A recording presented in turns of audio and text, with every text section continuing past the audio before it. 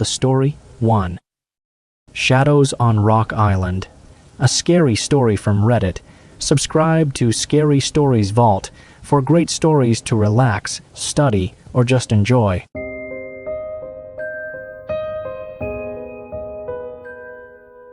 The story begins on a hot summer day in August, when I decided to take a solo camping trip to a place that had been on my bucket list for years, Rock Island. For as long as I could remember, the island had a reputation for being eerie, isolated, and steeped in mystery. Located off the coast of a small town, Rock Island was rarely visited by tourists, and it wasn't hard to see why.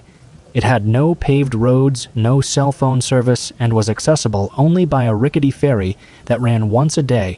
Despite this, or perhaps because of it, I was drawn to the place. Something about the isolation appealed to me, a chance to disconnect from the world, to be alone in nature. Before I left, I did a bit of research on Rock Island. There wasn't much information, but I found some articles detailing the island's strange history. In the 1800s, a small religious group had settled there, drawn by its remoteness. They believed that the island was a sacred place, a gateway between worlds, where the veil between the living and the dead was thin. Over time, rumors circulated about the group performing strange rituals, and eventually, they vanished without a trace. No one knew what happened to them, and their disappearance became one of many unsolved mysteries connected to Rock Island. Locals avoided the place, claiming it was cursed, but I dismissed these tales as old folklore, just stories to keep people away from what seemed like a perfect, secluded camping spot. When I arrived, the ferry ride was uneventful, though I was the only passenger. The ferry operator, an old man with a grizzled beard and weathered face, glanced at me as I boarded. "You sure you want to go to Rock Island?" he asked, his voice gravelly. "Ain't nothing there but trees and rocks. People don't usually stay long." I smiled, assuming he was just trying to spook me. "I like the quiet," I replied. "It's perfect for camping." He shrugged, saying nothing more as we set off. The ride took about an hour, and when we docked at the island's small pier, I could already feel the weight of the place. The air was still, unnervingly so, and the silence was palpable. I loaded my backpack, tent, and supplies onto my back, and made my way inland. There was no established campsite, but I found a clearing in the woods near the shore that seemed ideal. It was quiet, peaceful even, and I spent the afternoon setting up my tent, gathering firewood, and preparing for the night ahead. By sunset, the air grew cooler, and the sky turned a brilliant shade of orange and pink. I sat by the fire cooking dinner, feeling content, but as the sun dipped below the horizon, the island's atmosphere shifted. The stillness that had once seemed calming now felt oppressive, and the thick woods surrounding me felt closer, as if the trees were pressing in. That's when I heard it. A high-pitched whistle, distant at first, but unmistakable. It cut through the silence like a knife, making the hairs on the back of my neck stand on end. I looked around, but saw nothing out of the ordinary, just the darkening woods and the faint outline of the shoreline in the distance. I told myself it was probably the wind, though there hadn't been a breeze all day.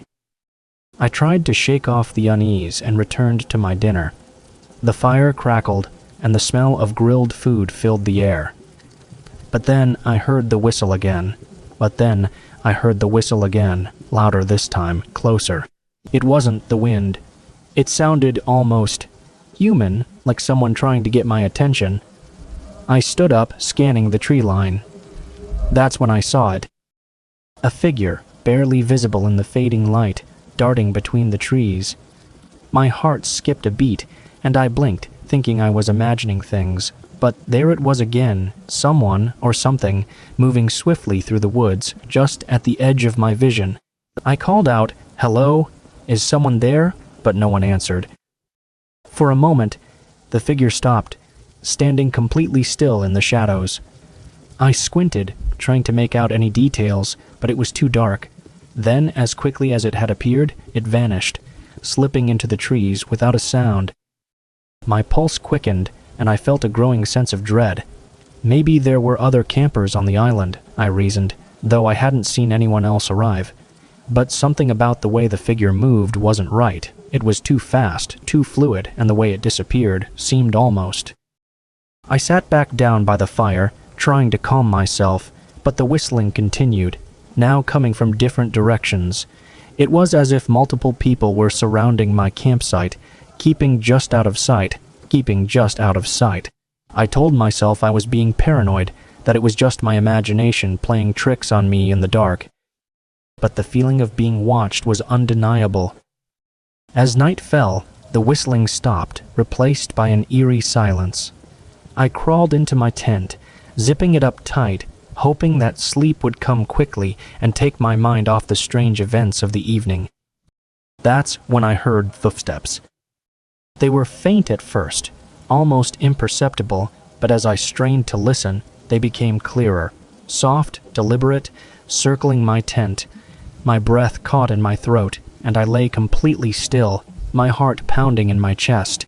I wanted to believe it was an animal, maybe a deer or a raccoon, but deep down, I knew it wasn't. The steps were too measured, too human.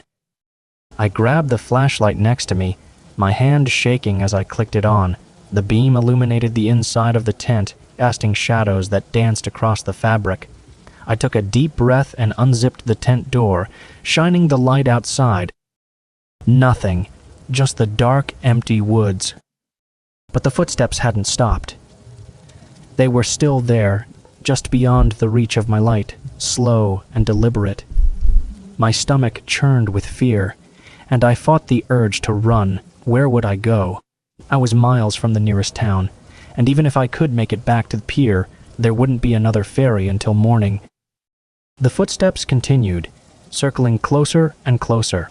I held my breath, waiting for something, anything, to happen. But after what felt like an eternity, the footsteps stopped, silence fell again, and for the first time since I arrived, I felt truly alone. I didn't sleep that night. I couldn't. I sat in my tent, clutching the flashlight, listening for any sound, any sign that I wasn't alone. But the rest of the night passed without incident. When dawn finally broke, I unzipped the tent and stepped outside, half expecting to find something waiting for me, but the clearing was empty, just as I had left it. Except for one thing. My picnic table, the one I had set up the previous evening, was flipped upside down, its legs sticking awkwardly in the air. My supplies were scattered across the ground, but nothing was missing. It was as if someone, or something, had wanted to make its presence known, to show me that I wasn't welcome here. Shaken, I decided to pack up and leave. I didn't care that my trip had been cut short. I wasn't staying another night on this island. As I made my way back toward the pier, I heard a voice behind me. "Leaving already?" I turned to see an old man standing at the edge of the path. He wore a weathered jacket and carried a walking stick. His eyes were sharp, piercing, and I could feel them sizing me up. He wasn't the ferry operator, and I hadn't seen him the day before. "Yeah," I replied, trying to keep my voice steady. "I had a weird night. I think I've had enough of this place." The old man nodded, his expression grim. "Not many people come here these days," he said. "Those who do usually don't stay long." I swallowed, my mouth dry. "Why's that?" He looked out into the woods, his face hardening. "There are things on this island," he said slowly. "Things that don't belong to this world. They've been here a long time, longer than any of us. The locals know to stay away, but every now and then, someone like you shows up. Someone who doesn't believe the stories." I felt a chill run down my spine. "What kind of things?" He met my eyes, his expression unflinching. "Creatures," he said, "not human. They watch. They wait. Sometimes they take people. No one knows where they go. Those who return aren't the same." I felt a knot tighten in my stomach. "You're saying the stories are true?" He gave a small, sad smile. "Truth is a funny thing," he said. "Sometimes it's stranger than fiction. Just be glad you're leaving." and don't come back." I didn't need to be told twice. I nodded and continued down the path, my legs trembling as I hurried toward the ferry. I didn't look back, but I could feel the old man's gaze on me until I disappeared from sight. When I finally boarded the ferry, the operator gave me a knowing look, but said nothing. As we pulled away from the island, I stared at the receding shoreline, a weight lifting from my chest as the distance grew between me and that cursed place. I never went back to Rock Island. I never even told anyone what happened there. At least, not until now. Because even though I left that place behind, part of it stayed with me. The memory of those footsteps, the whistle in the dark, the figure in the woods, they haunt me still. And sometimes, late at night, when the world is quiet and the shadows seem too long, I hear it again, the high-pitched whistle, faint but unmistakable, as if calling me back.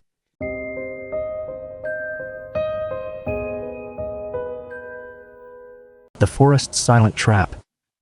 It all started as a simple family trip into the woods. My father, always a practical man, decided that we should gather firewood for the coming winter. My mother agreed, saying it would be a good way for us to spend time together and enjoy the crisp autumn air. So, early one Saturday morning, we packed into our old pickup truck, Dad, Mom, my younger brother Jack and me, and headed deep into the forest. The same forest we had visited countless times, with its familiar trails and quiet serenity. At first, the trip was peaceful, even fun. The trees were a riot of color, their leaves blazing red and gold in the early morning light. The air was crisp and fresh, carrying the earthy scent of pine and damp soil. We spent the better part of the day chopping and gathering wood, filling the bed of the truck with enough to keep us warm through the cold months. Jack and I ran through the underbrush, laughing and chasing each other while Dad worked the chainsaw, its hum blending with the natural sounds of the forest. As the afternoon wore on and the shadows began to lengthen, Dad called out that it was time to head back. We were tired but in good spirits. Ready to return home and enjoy a warm dinner. Jack and I climbed into the back of the truck, sitting atop the neatly stacked firewood, while Mom and Dad settled in the front. The forest was beginning to darken as we made our way down the narrow, winding dirt road that led out of the woods. The sun had dipped low, casting long shadows across the ground, and the temperature had dropped noticeably. I remember feeling a chill, but I chalked it up to the falling temperature and the fatigue of the day. Still, there was something about the silence that gnawed at me. A silence that had grown deeper, heavier, as we moved deeper into the woods. About halfway through our drive, the truck's headlights illuminated something strange up ahead. At first, it looked like a large animal standing in the middle of the road. Dad slowed the truck, squinting into the fading light. "It's a deer," Mom said softly, her voice uneasy. "Be careful." As we got closer, we realized something was wrong. The deer wasn't standing at all. It was lying on its side, completely still, directly in the path of the truck. The animal looked enormous, its body taking up almost the entire width of the narrow road. Dad brought the truck to a stop, and the four of us sat in silence, staring at the lifeless creature. It was a buck, with a massive set of antlers, but there was something off about it, something that sent a shiver down my spine. "Why isn't it moving?" Jack whispered, his voice barely audible. Dad turned off the engine, and the sudden stillness was oppressive. "Stay in the truck," he said, opening his door and stepping out. The gravel crunched under his boots as he approached the deer cautiously. As he got closer, the smell hit us. It was like nothing I'd ever experienced before. A foul, sickly stench that filled the air and made me gag. Even from the back of the truck, the smell was overpowering, like rotting meat left out in the sun for days. Mom covered her nose with her sleeve, her eyes wide with horror. Dad stopped short, staring down at the deer, and I could see from his posture that something was terribly wrong. He didn't move for what felt like minutes, just standing there, staring at the animal. "Dad?" I called, my voice shaky. "What is it?" Slowly, He turned to face us, his expression pale and grim. "What do you mean?" Mom asked, her voice trembling. "It's rotting," Dad replied. "This thing didn't just die. It's been out here for days, maybe weeks." That didn't make sense. We had driven this road just a few hours earlier when we came into the woods. The deer wasn't there then. How could it have ended up in the middle of the road, dead and decomposing, in such a short amount of time? Dad took a step closer to the deer, kneeling down to inspect it. His hand hovered over the animal, but he didn't touch it. From where I sat, I could see the skin of the deer peeling away, revealing layers of grayish maggot, infested flesh. Its eyes were sunken, empty pits, and its mouth hung open as if frozen in a silent scream. Suddenly, the deer's body twitched. I gasped, my heart leaping into my throat. "Dad, get back!" I shouted. But the deer didn't move again. It lay still, its body continuing to rot in front of us. Dad stood up quickly, backing away from the carcass, his face pale. "We need to go," he said, his voice tight. "Now." Mom didn't argue. She slid over to the driver's seat and started the truck as Dad climbed back in. Jack and I huddled together in the back, both of us too scared to speak.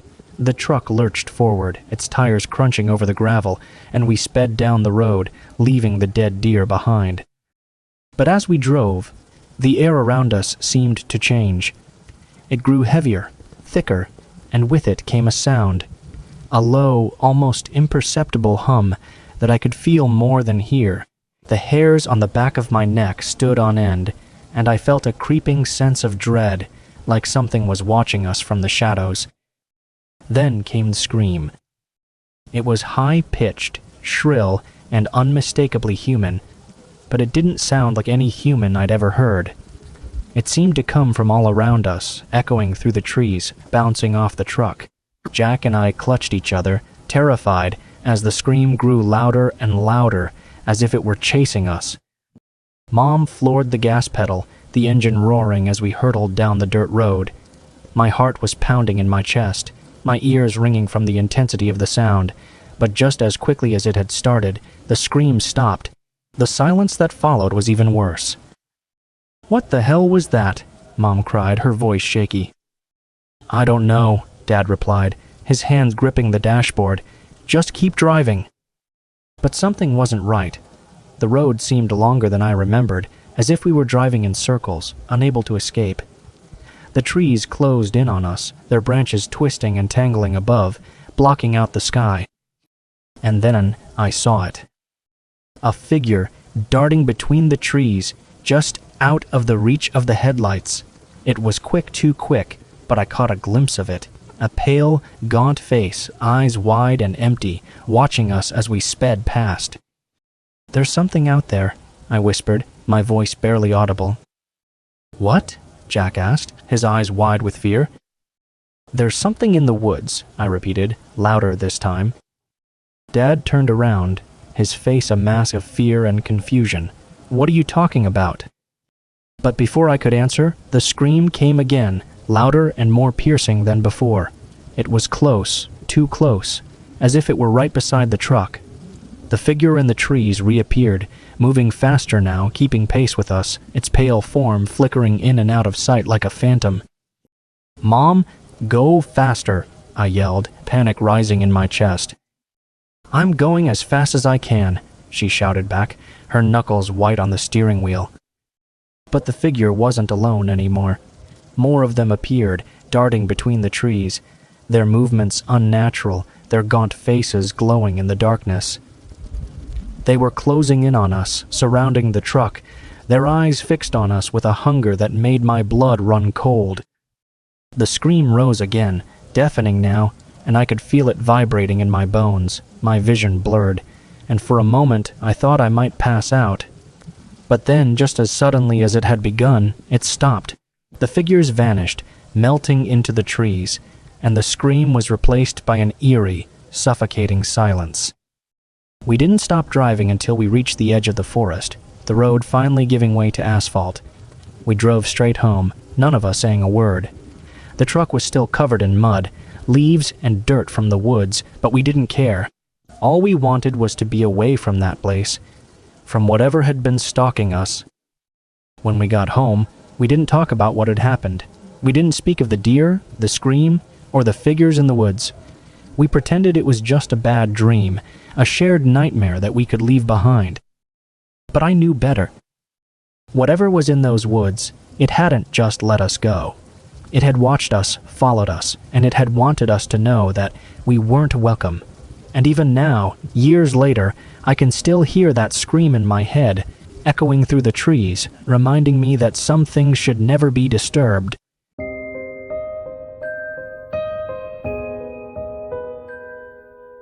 The Story 3. The Man in the Frozen Night.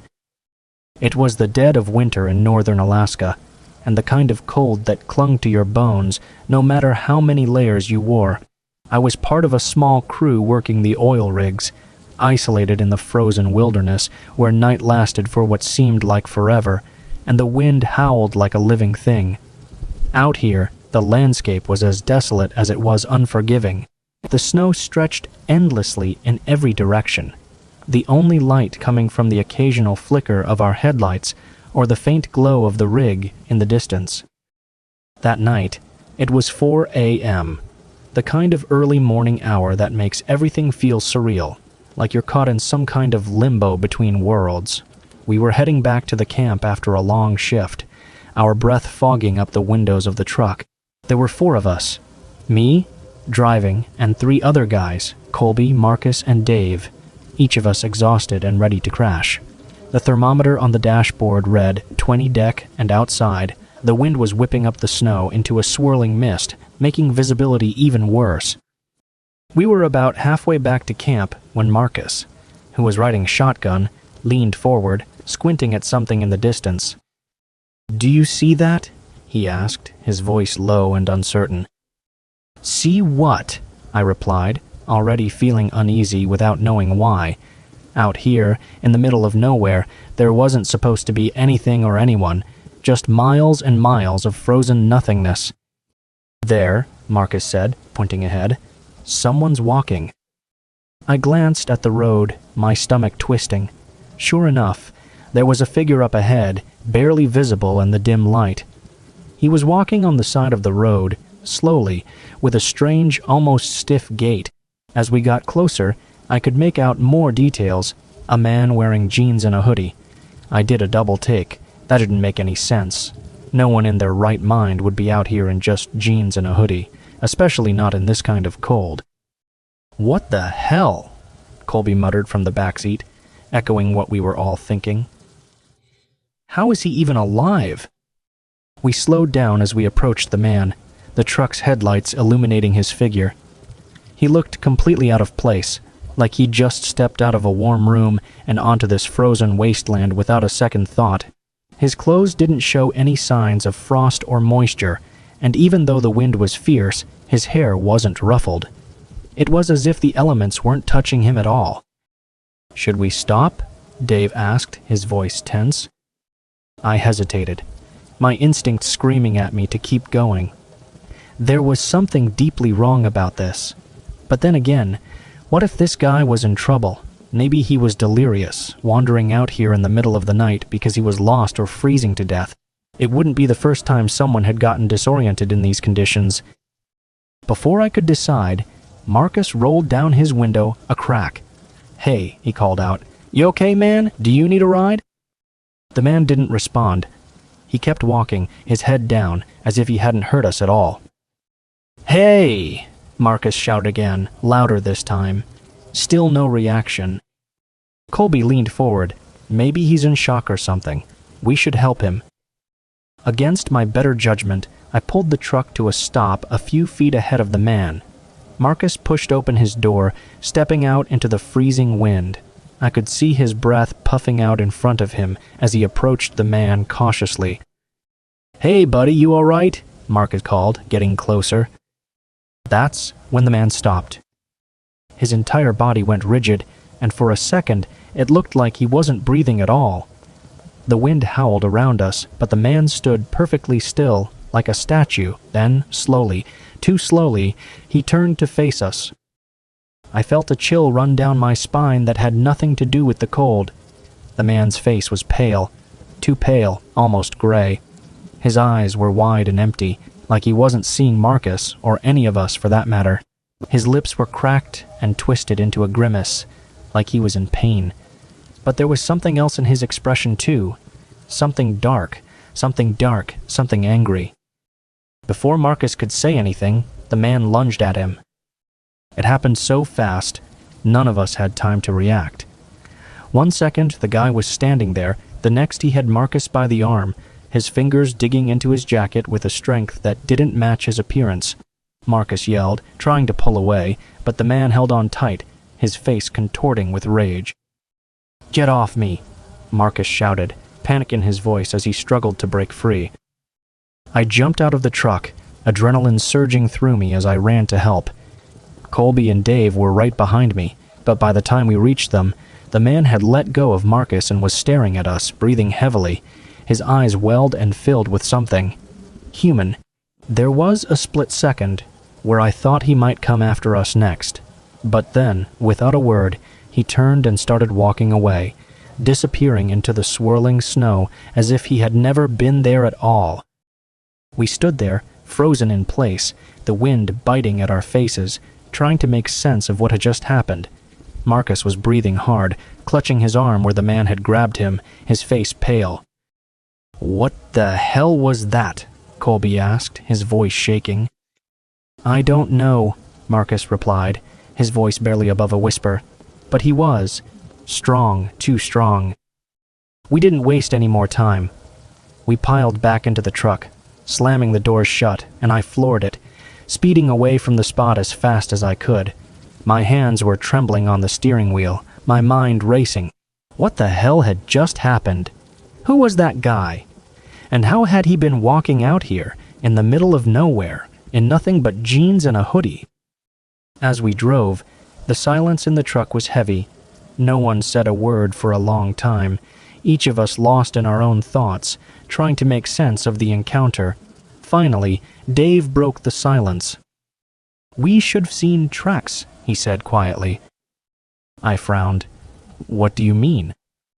When he walked away, Dave continued, his voice low. The words sent a shiver down my spine. He was right.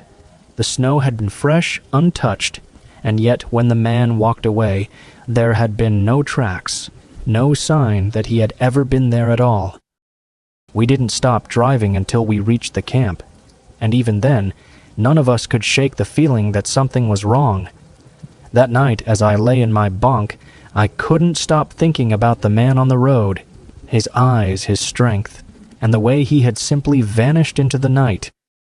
The next morning, we told the camp supervisor what had happened. He listened, his face unreadable, then shrugged it off as if it were no big deal. "You boys have been out in the cold too long," he said, chuckling. "You probably saw some poor hiker lost in the snow. Happens all the time." But I knew better. We all did.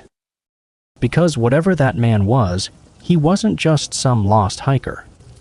And whatever his intentions had been, I had the sinking feeling that we had only narrowly escaped something far worse. In the days that followed, none of us could shake the unease that had settled over us after that encounter. We tried to carry on with our work, hauling equipment, maintaining the rig, enduring the brutal cold, but the memory of that man haunted us, lingering at the edges of our thoughts. Marcus had it the worst. Ever since that night, he hadn't been the same. He was jumpy, constantly looking over his shoulder, and he started keeping to himself more and more. The worst part was the bruise on his arm where the man had grabbed him. It had darkened to an unnatural shade of purple, spreading like a shadow beneath his skin. He insisted it was just a bad bruise, but something about it looked wrong. A week passed, and by then the temperature had dropped even further. The nights were long, the sun barely peeking over the horizon for more than a few hours before sinking back into darkness. We were due for a supply run soon, but for now we were stuck in the camp, isolated and surrounded by miles of frozen wilderness. And that's when things started to get worse. One evening, while we were all sitting around the camp's common area, trying to thaw out after another brutal day on the rig, Marcus suddenly stood up. He was pale, beads of sweat dotting his forehead despite the cold. He looked off, like he hadn't slept in days. His eyes were bloodshot and his movements were jittery, almost unnatural. "I need to get some air," he muttered, heading for the door. I exchanged a look with Colby and Dave, both of whom were just as concerned as I was. We had all been worried about Marcus since that night, but none of us had said anything, hoping that whatever was going on with him would pass. But now, seeing him like this, we couldn't ignore it anymore. "I'll go with you," I said, standing up and grabbing my coat. Marcus didn't respond, just nodded absently as he pulled open the door and stepped outside into the freezing night. I followed him, the cold hitting me like a wall as soon as we left the warmth of the building. The wind was fierce, howling through the camp and kicking up swirls of snow, but Marcus didn't seem to notice. He just kept walking, heading toward the tree line at the edge of the camp. "Marcus," I called out, my breath fogging in the frigid air. He didn't answer. He just kept walking, his steps slow and deliberate, as if he were in a trance. The snow crunched under his boots, and I hurried to catch up with him, my heart pounding with a growing sense of dread. "Marcus, stop." I grabbed his arm, pulling him to a halt. "What the hell is going on with you?" For a moment, he didn't move. He just stood there, staring out into the darkness beyond the trees, his breath coming in shallow puffs. Then, slowly, he turned to face me, and what I saw in his eyes made my blood run cold. It was the same look I had seen in the man on the road, that wild, empty stare, like there was something broken inside him, something not entirely human. "I hear him," Marcus whispered, his voice barely audible over the wind. "He's calling to me." I felt a chill that had nothing to do with the cold. "Who's calling you?" Marcus didn't answer. Instead, he turned and started walking again, this time moving faster, as if he were being pulled towards something. I called out to him again, but he didn't stop. He was heading straight for the trees, toward the deep, dark forest that surrounded the camp, and I had the terrible feeling that if he went in there, we'd never see him again. Panicking, I ran after him, grabbing his arm again and pulling him back. This time, he spun around, his face contorted with rage. For a split second, I thought he was going to hit me, his fist clenched and raised, but then he blinked and the wildness in his eyes faded. "What the hell are you doing, man?" I demanded, my heart racing. "You can't just walk off into the woods like that." Marcus blinked again, as if coming out of a fog. He looked down at his hands, then back at me, his expression one of confusion and fear. I don't know what I was doing." I exhaled in relief, pulling him back toward the camp. We made it back to the common area, but Marcus didn't say much for the rest of the night. He just sat there, staring at the floor, his hands trembling slightly. I didn't push him to talk. I figured he'd say something when he was ready, but I knew that whatever was going on with him was far from over. The next few days were tense. Marcus became more withdrawn, barely speaking to any of us. The bruise on his arm had spread even further, dark veins spidering out from the original mark, making his skin look almost black in places. He wouldn't let anyone take a close look at it, insisting he was fine, but we all knew something was terribly wrong. One night, as I lay in my bunk, trying to get some rest, I heard something. It was faint at first, barely audible over the wind, but as I strained to listen, I realized it was a voice. A low, raspy voice, calling out from somewhere outside. "Marcus." The sound sent a jolt of fear through me, and I sat up, my heart pounding. I glanced over at Marcus's bunk, but he wasn't there. His blankets were rumpled, the space empty. "Marcus," I called out softly, but there was no answer. I quickly threw on my coat and boots, grabbing a flashlight before heading out into the freezing night. The camp was eerily silent. The only sound, the howling wind and the crunch of snow beneath my feet. I called out for Marcus again, but the only response was the whispering voice, drifting on the wind like some kind of nightmare. I followed the sound, my breath fogging in the cold as I made my way toward the tree line. My flashlight beam cut through the darkness, but it barely illuminated more than a few feet in front of me. The forest loomed ahead, its shadowy branches swaying in the wind, and I had the horrible feeling that I was being watched. "Marcus!" I shouted again, louder this time, but the only answer was the wind. I took a step forward, the snow crunching under my boots, and that's when I saw him. Marcus was standing just inside the tree line, his back to me, staring into the darkness of the forest. His arms hung limply at his sides, and his head was tilted slightly, as if he were listening to something. I felt a cold sweat break out on my forehead, despite the freezing temperature. "Marcus," I called, my voice shaking. "What are you doing out here?" He didn't respond. He just stood there, completely still. I took a step closer, my heart racing. "Marcus?" Suddenly, his head snapped around, and I saw his face. His eyes were wide and bloodshot, his skin pale and gaunt, like he hadn't eaten or slept in days. But it was his expression that terrified me the most. It was a look of pure, unfiltered rage. Before I could react, he lunged at me, his hands outstretched. I barely had time to jump back as he grabbed at me, his fingers clawing at the air. His face twisted into a snarl, and he let out a low, guttural growl that didn't sound like anything a human should be able to make. "Marcus, stop!" I shouted, stumbling back in the snow. But he didn't stop. He kept coming, his movements jerky and unnatural, like a puppet being controlled by invisible strings. I turned and ran, my feet slipping on the ice as I sprinted back toward the camp. The wind howled around me, and I could hear Marcus's heavy footsteps behind me, chasing me through the snow. I reached the camp, my heart pounding in my chest, and burst into the common area, slamming the door behind me. Colby and Dave were both there, startled by my sudden entrance. "What the hell is going on?" Colby demanded. "It's Marcus," I panted, leaning against the door. "He's lost it. He tried to attack me." Before they could respond, the door rattled behind me, and I felt a surge of panic. Marcus was out there, right on the other side of the door. I braced myself, expecting him to break it down, but after a few seconds, the rattling stopped.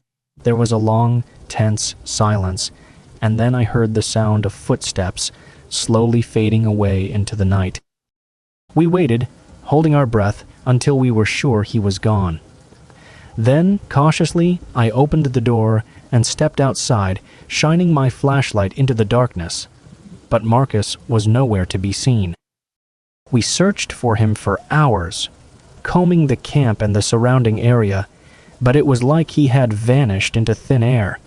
There were no tracks in the snow, no sign of him anywhere. By morning, we were forced to give up. We contacted the authorities, and a search party was organized, but they didn't find anything either. It was as if Marcus had been swallowed up by the forest, leaving no trace behind. Days turned into weeks, and Marcus never came back. The camp supervisor called it a missing persons case, saying that Marcus had likely wandered off in the night and succumbed to the elements. But I knew better. We all did. Because whatever had taken Marcus that night, it wasn't the cold, and whatever he had seen, whatever had called to him from the darkness, was still out there, watching, waiting.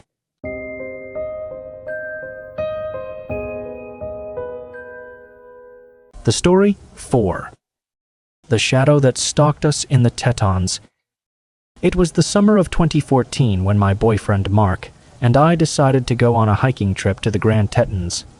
The Tetons had always been on our bucket list, a place of wild beauty, towering peaks, and alpine lakes. But what had drawn us to the trip, if we were being completely honest, was the thrill of adventure. We both loved the outdoors, and this would be the most remote area we had camped in. We knew the risks, especially with grizzlies being frequent visitors in the region, But we were prepared. At least, we thought we were. Our hike started off perfectly. The weather was gorgeous, the skies a clear and bright blue, and the mountains loomed above us, imposing but mesmerizing. The scent of pine filled the air, and the trails were less crowded than expected. We had planned a 2-night camping trip, well aware of the potential dangers, and we had packed bear spray, a first aid kit, and everything we might need in case of an emergency.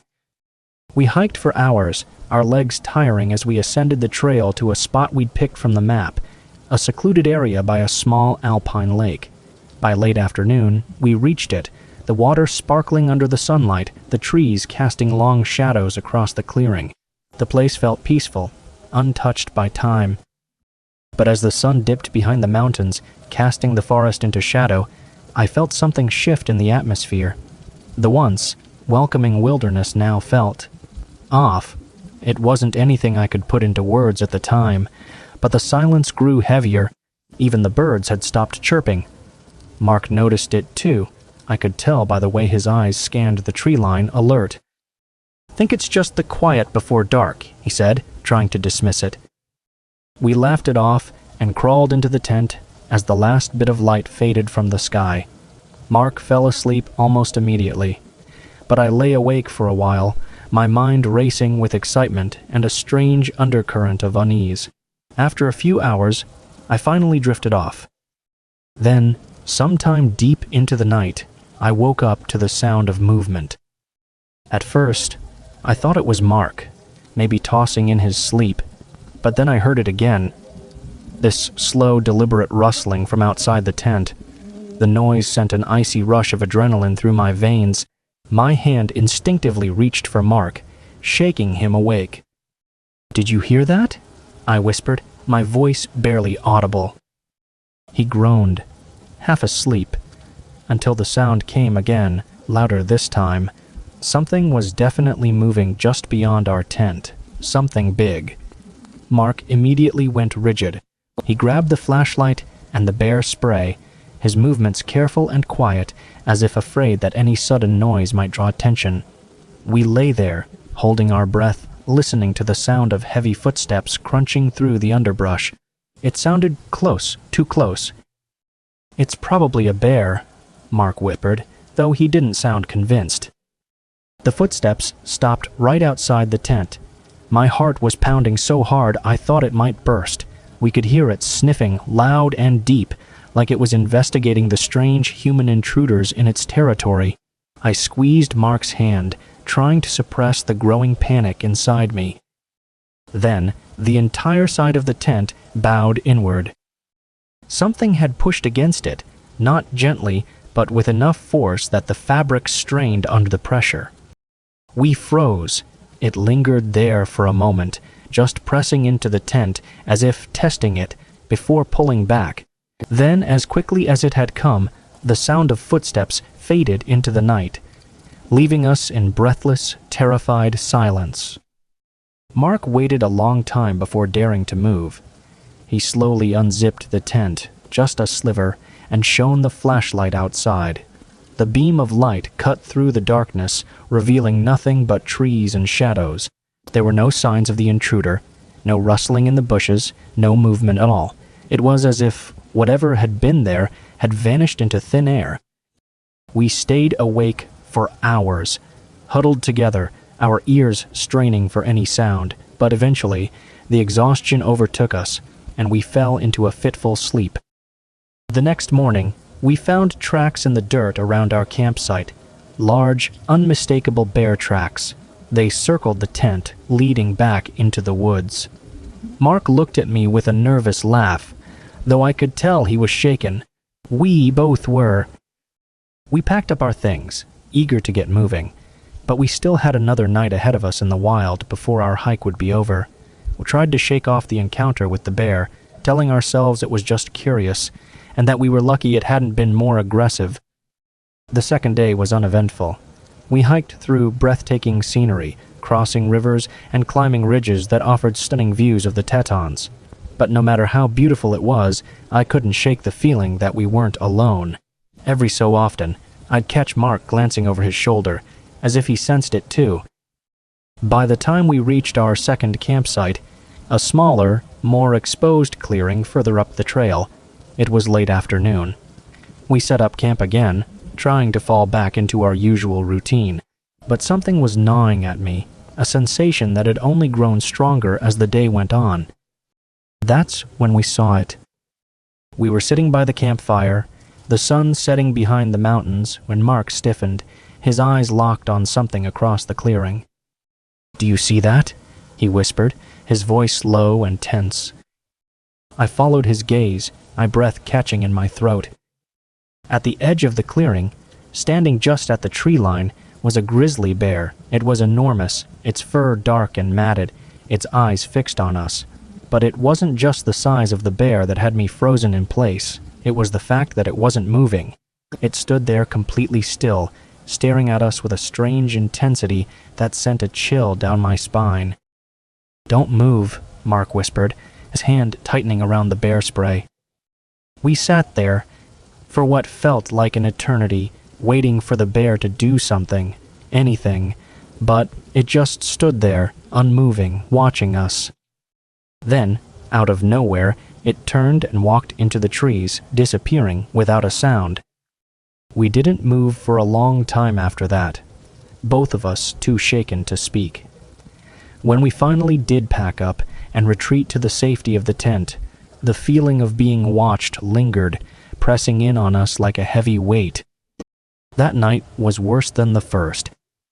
We lay in the dark, listening to the sounds of the forest, the rustling of leaves, the distant call of animals, but there was something else too. A low, rumbling noise, almost like a growl, but deeper, more guttural. It seemed to come from all around us, echoing through the trees. I could feel the vibrations in the ground beneath me, as if something enormous was moving through the woods. Mark held me close, trying to reassure me, but I could feel his fear too. Then, in the dead of night, the tent wall caved inward again.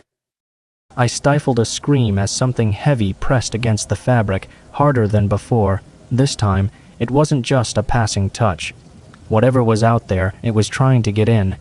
I could see the outline of a massive shape, larger than any bear. Its form pressed against the tent. The rowling noise grew louder, vibrating through my bones, and I could hear the sound of something breathing. Heavy, labored breaths, as if it were struggling to contain its own strength. Mark fumbled for the flashlight and shone it directly at the tent wall. The moment the light hit the fabric, the shape vanished, pulling back into the darkness as if it had never been there. We didn't sleep for the rest of the night.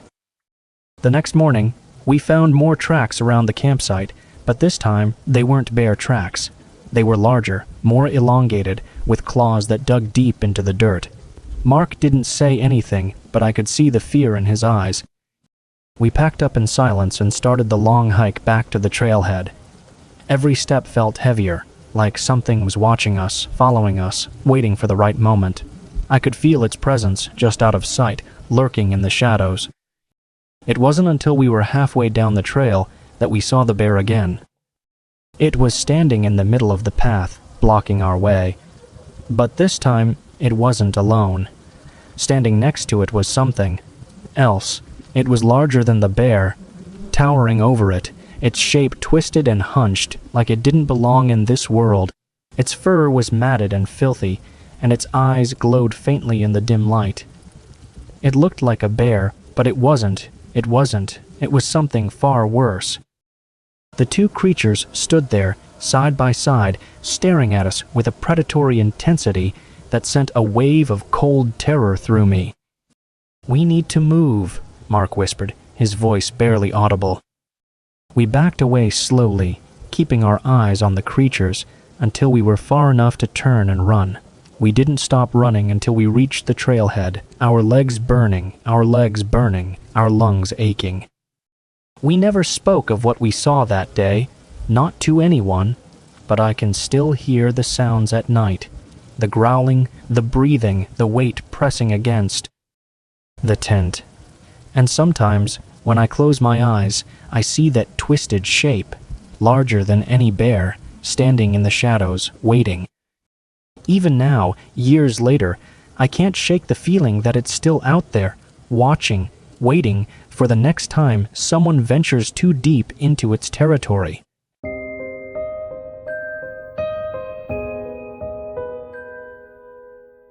The Story 5. The mannequin we found deep in Texas. It was early September in Texas, the kind of heat that makes the air shimmer and everything feel like it's slowly melting under the relentless sun. My dad and I had been planning this trip for weeks. A father-son hunting trip to a patch of land he had hunted on for years. The plan was simple: hunt wild boar, camp under the stars, and enjoy a few days away from the rush of life. The area we were heading to was deep in rural Texas, about an hour's drive from the nearest town. The land wasn't ours, but Dad knew the owner well, an old rancher who let a handful of trusted people hunt on his property. It was remote, dense with brush and trees, and perfect for wild game hunting. We arrived in the late afternoon, with just enough time to set up camp and scout the area before nightfall. The land was vast, rolling hills and thick patches of mesquite and oak trees, the occasional cactus breaking up the sea of green and brown. As we unloaded our gear, I noticed how quiet it was. Too quiet, even for the middle of nowhere. Normally, you'd hear insects buzzing or the distant calls of birds, but this place felt different. It was as if the land itself was holding its breath. "You all right, son?" Dad asked, noticing my unease. "Yeah," I said, shaking it off. "Just getting used to the silence, I guess." He smiled, clapping me on the back. "You'll be fine. Let's get going before it gets too dark."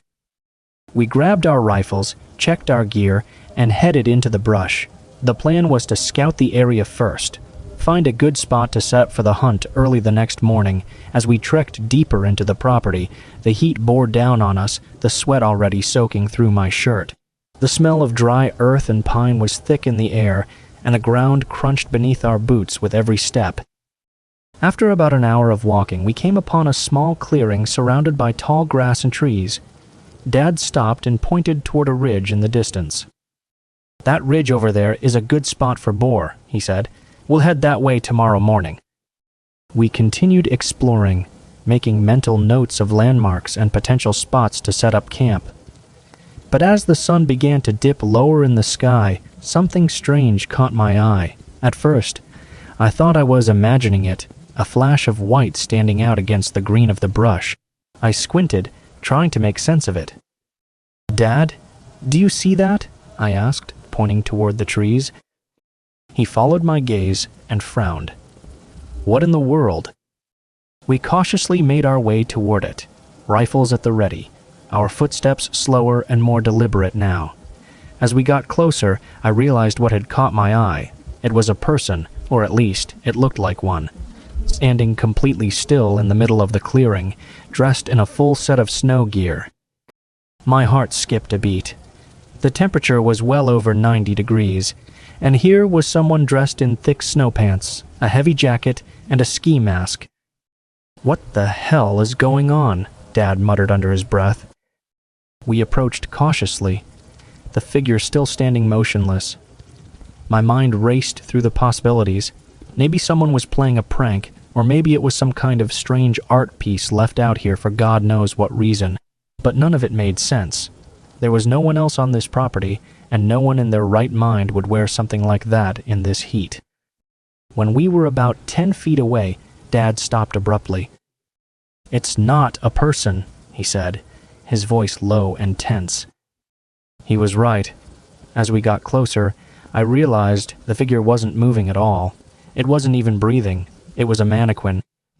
It was standing perfectly upright in the middle of the clearing, dressed head to toe in brand new, spotless snow gear. The clothes looked as if they'd just been bought from the store, no signs of dirt, dust, or wear. The mannequin's blank face was hidden behind the ski mask, giving it an eerie, lifeless presence. "What the hell is this doing here?" I asked, my voice shaking slightly. Dad didn't answer right away. He walked in a slow circle around the mannequin, inspecting it closely. I could see the tension in his shoulders, the way his hand gripped his rifle a little tighter. "There's no reason for this to be out here," he finally said. "No reason at all." I stepped closer, reaching out to touch the snow gear. The fabric felt real, heavy, and far too out of place for the setting. It sent a chill down my spine despite the scorching heat. "We should go," Dad said, his voice firm now. "I don't like this." I nodded, feeling the same unease crawling up my skin. We turned and started back toward camp, but as we did, I couldn't shake the feeling that we were being watched. I kept glancing over my shoulder, half expecting the mannequin to be following us, but every time I looked back, it was still standing there, silent and unmoving. The walk back to camp felt longer than before. The air was thick with tension, and the sun was beginning to set, casting long shadows across the ground. Every rustle of leaves, every crack of a branch had me on edge. "You feel it too, don't you?" Dad said quietly, breaking the silence. "Yeah," I admitted. "It feels like someone's watching us." He didn't respond, but I could see the worry in his eyes. He was a seasoned hunter, a man who had spent years in the wilderness, but this was different. This wasn't something you could track or shoot. By the time we reached camp, the sun had dipped below the horizon, and the sky was awash in deep oranges and purples. We quickly built a fire, its flickering light casting strange shadows on the trees around us. The warmth should have been comforting, but it wasn't. The unease lingered, heavy in the air like something was pressing down on us from all sides. "Let's just eat and turn in early," Dad suggested. "We'll get an early start tomorrow, pack up and head out." I nodded, grateful for the distraction of food, but even as we ate, I couldn't shake the image of the mannequin. It didn't make any sense. There was no logical reason for it to be out here, dressed in snow gear in the middle of a sweltering Texas summer, and yet, there it was. As darkness fell, the fire crackled, the only sound breaking the silence. We sat there for a while, neither of us saying much, just listening to the night. But the feeling of being watched never went away. In fact, it seemed to get stronger, more oppressive, the longer we sat there. Eventually, we decided to call it a night. We crawled into our sleeping bags, the fire still burning outside the tent. I tried to close my eyes, but every time I did, I could see the blank face of the mannequin, standing in the clearing, its pristine clothes and lifeless form. I don't know how long I lay there, staring up at the dark ceiling of the tent, but at some point, I must have fallen asleep. I woke up to the sound of something rustling outside the tent. My eyes shot open, my heart pounding in my chest. I lay completely still, listening. The fire had died down to glowing embers, casting faint shadows across the ground outside. But something was moving just beyond the tent. A slow, deliberate rustling like someone or something was walking through the brush. I reached over and shook Dad awake, my hand trembling. "Dad, do you hear that?" He groaned softly, but as soon as he heard the noise, he was wide awake, grabbing his rifle. We both sat there, frozen, listening to the rustling outside. It was close, far too close for comfort, and then, just as suddenly as it had started, it stopped. For a moment, everything was silent again, but then came a sound that made my blood run cold. A soft tap, tap, tap against the side of the tent. It was deliberate, slow, almost, playful. Dad and I exchanged a look, both of us wide-eyed with fear. He motioned for me to stay quiet as he slowly unzipped the tent just enough to peek outside. I held my breath, my heart racing in my chest. The seconds stretched on, each one feeling like an eternity. Finally, Dad looked back at me, his face pale. "There's nothing there," he whispered, "but the firewood." My stomach dropped. I scrambled out of my sleeping bag and looked outside. Sure enough, the pile of firewood we had gathered earlier was now scattered around the campsite, as if someone or something had been playing with it. "Pack up," Dad said quietly, his voice tense. "We're leaving." We didn't argue. We packed up our gear in record time, moving as quickly and quietly as we could. The whole time, I felt eyes on us, watching, waiting. The silence was deafening, broken only by the sound of our hurried movements. As we made our way back toward the truck, the feeling of being followed grew stronger. I kept glancing over my shoulder, expecting to see something lurking in the darkness, but there was nothing. Just the vast, empty landscape, stretching out into the night. We didn't stop moving until we reached the truck. The moment we climbed in and slammed the doors shut, a wave of relief washed over me. But as Dad started the engine and we pulled away, I couldn't help but look back one last time. And there, standing at the edge of the clearing, was the mannequin. It hadn't moved from its spot, still dressed in its spotless snow gear. But this time, I was sure of one thing. It was watching us. We never went back to that land. And to this day, neither of us can explain what we saw or why it was there. But sometimes, late at night, I can still hear that soft tap, tap, tap in my dreams. And I wake up with the feeling that somewhere, somehow, that mannequin is still watching.